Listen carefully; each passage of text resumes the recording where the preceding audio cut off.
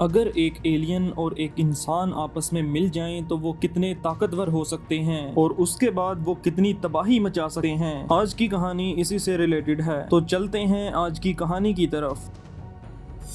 कहानी के आगाज में हमें स्पेसशिप फाउंडेशन को दिखाया जाता है, जिसने अपने जहाज को दूसरे प्लेनेट पर भेजा था। असल में वो वहां रहने वाले पैरासाइट्स का सैंपल लेना चाहते थे। जब वो सैंपल वहां से वापस लेकर आ रहे थे, स्पेस ऑर्गेनाइजेशन को पता चलता है कि उनकी स्पेसशिप क्रैश कर गई है। उसके बाद रेस्क्यू की टीम और पुलिस भी वहां पर पहुंच जाती है और वो इस चीज की इन्वेस्टिगेशन करते हैं कि वो पैरासाइट्स बच गए हैं या तबाह हो गए हैं। और फिर देखा जाता है कि अचानक से एक पैरासाइट जो जिंदा होता है वो लड़की को अपना होस्ट बना लेता है। और फिर हमें एक लड़का दिखाया जाता है जिसका नाम एडी था। वो एक कंपनी में न्यूज रिपोर्टर का काम करता था और उसकी एक फियोंसे भी थी। वो लड़की उसी कंपनी में काम करती थी जिन्होंने अपनी स्पेसशिप को दूसरे प्लेनेट पर भेजा था। और फिर हमें एडी के बॉस को दिखाया जाता है। वो एडी को कहता है कि आज तुम्हें एक आदमी का इंटरव्यू करना है जो कि उस स्पेसशिप कंपनी का सीईओ था। तुमने उससे बस यही पूछना है कि उन्होंने स्पेसशिप को दूसरे प्लेनेट पर क्यों भेजा और वो लोग किस पैरासाइट की तलाश में थे। और तुम इसके अलावा उससे कोई सवाल नहीं पूछोगे क्योंकि वो बहुत अमीर आदमी है और वो हमारी पूरी बिल्डिंग को खरीद सकता है और इस तरह हम सड़क पर आ सकते हैं। इस तरह एडी उसकी बात को मान जाता है। और फिर रात का वक्त दिखाया जाता है जब एडी अपनी फियोंसे का लैपटॉप चला रहा था। अचानक से एक मेल आती है जो कि उसी स्पेसशिप कंपनी की थी जो कि उसमें काम करती थी। जब एडी वो मेल ओपन करता है तो उसे पता चलता है कि वो कंपनी बहुत से इलीगल काम कर रही थी। उस मेल के अंदर उन पैरासाइट्स की भी काफी डिटेल थी और उसमें यह भी बताया गया था कि वो पैरासाइट इंसानों के लिए कितने खतरनाक साबित हो सकते हैं। इस तरह एडी अगले दिन उस कंपनी के सीईओ से जाकर मिलता है। इस तरह वो इंटरव्यू लेना स्टार्ट कर देता है। एडी शुरू के अंदर उससे वही सवाल पूछता है जो कि उसके बॉस ने उसे बताया था। इस तरह वो उसके सवालों का आसानी से जवाब दे देता है। और फिर अचानक से एडी अपने सवालात को बदल लेता है और उससे पूछता है कि हमें पता चला है कि आप इंसानों को अपने तजुर्बात के अंदर इस्तेमाल करने वाले हैं। इस सवाल पर सीईओ को गुस्सा आ जाता है और वो इंटरव्यू को खत्म कर देता है और एडी को भी वहां से निकाल दिया जाता है। और उसके बाद एडी अपने बॉस के पास जाकर वो सारी सिचुएशन बताता है और उसका बॉस बहुत गुस्से में आ जाता है और उसे कहता है कि मैंने तुम्हें मना किया था कि तुम इस तरह के सवाल नहीं पूछोगे। इस तरह वो एडी को जॉब से निकाल देता है और दूसरी तरफ एडी की फियोंसे भी जॉब से हाथ धो बैठती है। इस तरह गुस्से में आकर वो एडी से अपने सारे ताल्लुकात तोड़ देती है। और फिर हमें रात का वक्त दिखाया जाता है जब हमें वही औरत दिखाई जाती है जिसको पैरासाइट ने अपना होस्ट बना लिया था और वो वहां पर जिंदा जानवरों को खाने लगती है और वो वहां पर आए हुए आदमियों को भी मार देती है। और फिर सीईओ को दिखाया जाता है जो कि लैब के अंदर एक्सपेरिमेंट कर रहा था कि वो पैरासाइट किस तरह हमें बचा सकते हैं। असल में वो मुख्तलिफ जानवरों पर तजर्बात कर रहा था लेकिन वो जानवर उस पैरासाइट के लिए कंपैटिबल नहीं थे, इसलिए वो जानवर मर जाते थे। और फिर एडी को दिखाया जाता है जो कि एक स्टोर पर कुछ चीजें खरीदने गया था। वहां पर अचानक से एक चोर आ जाता है और उससे पैसे वसूल कर लेता है। एडी ये सब कुछ देख रहा था लेकिन वो कुछ नहीं कर पाया। इस तरह वो पैसे देकर वहां से वापस चला जाता है। फिर हमें वही लैब को दिखाया जाता है जहां पर सीईओ वहां पर तजर्बात किया करता था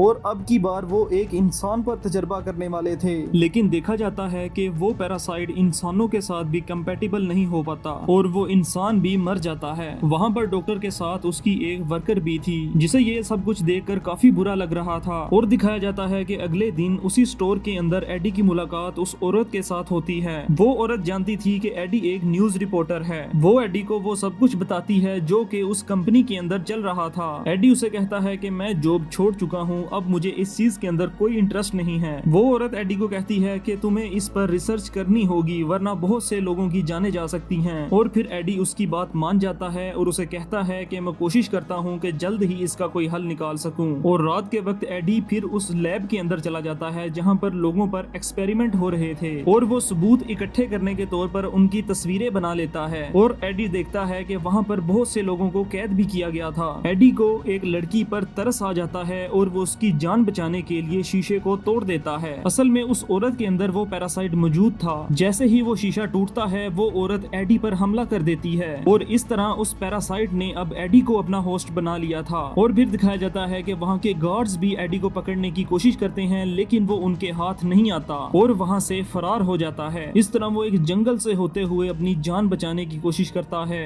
अब उसके जिस्म के अंदर पैरासाइट था, इसलिए उसकी ताकत में इजाफा हो चुका था। एडी अपनी जान बचाने में कामयाब हो जाता है और अपने घर आ जाता है और वो बहुत ज्यादा पानी पीने लगता है और हर चीज को खाने लगता है जैसे उसने कई सालों से कुछ खाया ही ना हो। और वो देखता है कि उसकी बॉडी के अंदर भी काफी ज्यादा चेंजेस आने लगी थी। और फिर एडी अपनी फियांसे को कॉल करता है और उसको मिलने के लिए एक रेस्टोरेंट के अंदर चला जाता है। वो वहाँ पर मौजूद खाने को जानवरों की तरह खाने लगता है, लेकिन उसकी भूख मिट ही नहीं रही थी। और उसके बाद वो वहाँ पर मौजूद एक्वेरियम के अंदर बैठ जाता है और उसके अंदर मौजूद क्रैब को जिंदा ही खाने लगता है। उसके बाद उसकी फियांसे उसे एक हॉस्पिटल के अंदर ले जाती है ताकि उसका चेकअप करवाया जाए कि आखिर इसे हुआ क्या है। और उसके बाद डॉक्टर एडी को उसके घर भेज देता है और उसे कहता है कि आपको थोड़ा वेट करना पड़ेगा रिपोर्ट आने तक। उसके बाद उस कंपनी के सीईओ को पता चल जाता है कि इस लैब के अंदर जो कुछ भी हुआ इसकी जिम्मेदार वो ग्लासेस वाली लड़की ही थी। उसके बाद एडी को दिखाया जाता है जो कि घर में मौजूद था और उसे लाउड म्यूजिक की वजह से बहुत ज्यादा गुस्सा आ रहा था और वो लाउड म्यूजिक उसके हमसाये के घर में चल रहा था। और फिर दिखाया जाता है कि कुछ आदमी एडी के घर आ जाते हैं जो कि उसी स्पेस कंपनी की तरफ से आए थे और वो एडी को अपने साथ ले जाने वाले थे। लेकिन एडी के जिस्म के अंदर वो पैरासाइट मौजूद था जिसे वेनम कहते हैं और वेनम एडी की हिफाजत कर रहा था, इसलिए वो आदमी एडी को पकड़ नहीं पाते। इस तरह वेनम और उन आदमियों के दरमियान लड़ाई होने लगती है और एडी एक बाइक पर बैठता है और वहाँ से निकल जाता है। और उस कंपनी के कुछ और गार्ड्स भी उसके पीछे लग जाते हैं और उसे पकड़ने की कोशिश करते हैं। इस तरह गार्ड और एडी के दरमियान लड़ाई होने लगती है, लेकिन एडी अब उस वेनम की वजह से काफी ज्यादा ताकतवर हो चुका था। इस तरह वेनम एडी को बचा लेता है और वो एक सेफ जगह पर पहुंच जाते हैं जहाँ पर वो एक दूसरे से बात कर सकते थे। एडी उसे पूछता है कि आखिर तुम हो कौन और तुम क्या चाहते हो। वेनम उसे बताता है कि मैं एक पैरासाइट हूँ और मैं स्पेस से आया हूँ और तुम मुझे सबसे ज्यादा ताकतवर होस्ट लग रहे हो। एडी के पास वो सारे एविडेंस मौजूद थे जो कि उस लैब के अंदर चल रहा था। एडी वो सारे सबूत अपने बॉस को देना चाहता था ताकि उस कंपनी की असलियत दुनिया के सामने लाई जा सके। इस तरह एडी उस बिल्डिंग के ऊपर चढ़ने लगता है वेनम की मदद से। इस तरह वो अपने बॉस के ऑफिस में कागज पर कुछ लिख कर रख देता है और वहाँ से जाने लगता है कि वहाँ पर बहुत सारे गार्ड्स आ जाते हैं, लेकिन वेनम एडी को बचाने के लिए अपने रूप के अंदर आ जाता है और उन सब गार्ड्स को अच्छी तरह मारता है और उन सब को बेहोश कर देता है। और एडी की फियांसे भी वहाँ पर पहुँच जाती है और उसे कहती है कि तुम्हें अभी मेरे साथ चलना पड़ेगा क्योंकि तुम्हारा इलाज चल रहा है। वो एडी को एक कमरे के अंदर बंद करते हैं और उस पैरासाइट को एडी के जिस्म से निकाल देते हैं। और उसके बाद दिखाया जाता है कि कंपनी के लोग वहाँ पर आ जाते हैं और एडी को अपने साथ ले जाते हैं क्योंकि एडी अब कमजोर हो चुका था, इसलिए वो कुछ नहीं कर पाया। और फिर उस स्पेस कंपनी के सीईओ को दिखाया जाता है जो कि एडी को कहता है कि हमें वो पैरासाइट चाहिए जो तुम्हारे अंदर मौजूद है। वो सीईओ उसे कहता है कि मुझे गुस्सा मत दिलाओ वरना मैं तुम्हें मार दूंगा क्योंकि मेरे अंदर भी एक पैरासाइट मौजूद है। असल में उस सीईओ के अंदर वो पैरासाइट एक बच्ची के थ्रू से आया था। इस तरह वो सीईओ भी एक वेनम के अंदर बदल जाता है। जब उस सीईओ को पता चलता है कि इसकी बॉडी के अंदर वाकई ही वो पैरासाइट मौजूद नहीं है तो वो इसे जंगल के अंदर छोड़ देते हैं। इसके बाद एडी की फियांसे वहाँ आती है और वो पैरासाइट उसकी बॉडी से दोबारा से एडी के अंदर चला जाता है। उस कंपनी का सीईओ दोबारा से स्पेसशिप को स्पेस के अंदर भेजने का सोच रहा था। वो असल में चाहता था कि और ज्यादा पैरासाइट्स को इस जमीन के ऊपर लाया जा सके और वो पैरासाइट्स की एक फौज तैयार करने वाला था। लेकिन उस स्पेस कंपनी में मौजूद बहुत से वर्कर्स को पता चल चुका था कि वो दूसरे पैरासाइट्स को भी इस जमीन पर लाना चाहता है, इसलिए वो सब लोग काम करने से इनकार कर देते हैं। इस तरह सीईओ को गुस्सा आता है, वो वेनम के अंदर बदलता है और उन सब लोगों को मार देता है। और उसके बाद वेनम भी वहाँ पर आ जाता है और फिर उन दोनों के दरमियान बहुत ज्यादा लड़ाई चलने लगती है क्योंकि वेनम ये नहीं चाहता था कि और ज्यादा पैरासाइट्स इस जमीन पर आएं और इस जमीन पर मौजूद लोगों को नुकसान पहुंचाएं। इस तरह वो सीईओ उस वेनम को